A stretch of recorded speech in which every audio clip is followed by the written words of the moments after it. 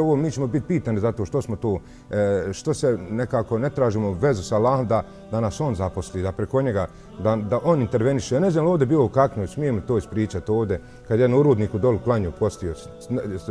Ne znam da li ovdje... Čuli smo, ali evo ispričajte. Evo ne znam, sad sam gledao ovaj... Ne moramo imena spominjati. Jeste, ali kad Allah interveniše i oni doli, šta ti ovdje, šta je postio pa klanju, gori. Izlaz gore na vrh jami gore, znaš, a ima gore jedan katolik kršćan, uglavnom kršćan, ne znam kakvo ime, recimo nek se zove Anto, Jovo, nije bitno, šta si ti kad došao, jer on zna koga od ozdo ovaj musliman poslovođa pošalje, zglajzuje nešto. Šta si ti zglajzuo? Ma kao ništa, ja postio, on je bio onako miran, fin, kad postio i klanju. I zbog toga te izbacio, kad ja. A on je mislio, Bog zna šta će sad biti ali kad Allah interveniše i preko Jove i Ante će se desiti ono što Bog hoće da se desi.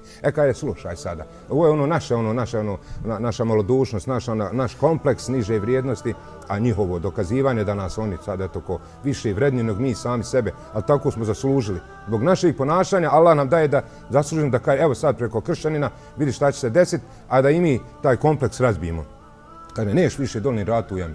Sad ćeš ovdje samo na dugme spuštati onaj lift, strmu brdo one radnike. Kao nagradio ga, jel? Jesam. I kad je sad slušaj, i ponesi sad seđadu od kući. I ovdje klanjaj. I ko te bude pitao smetu, reci da je Jovo rekao.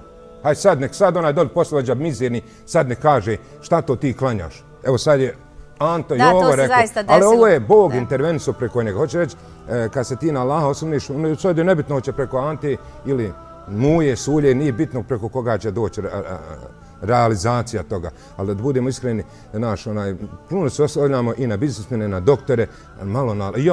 kad te što zabole, odmah hajde snima, hajde vidi šta je, kako je. Malo u nama te vekola, posebno sad u vremenu ove smutnje, gdje sad ne znaš kome mi vjerovu.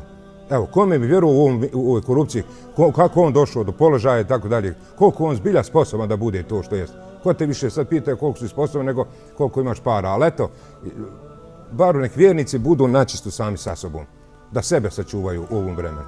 Zato je da on ne dođe u situaciju, bojim se kupovanja evo ja sam pozicije. sebe ispitivao, znači džaba plaćaš, ako Allah ne da zaraste, neće zarast, da si dao ne znam koliko para.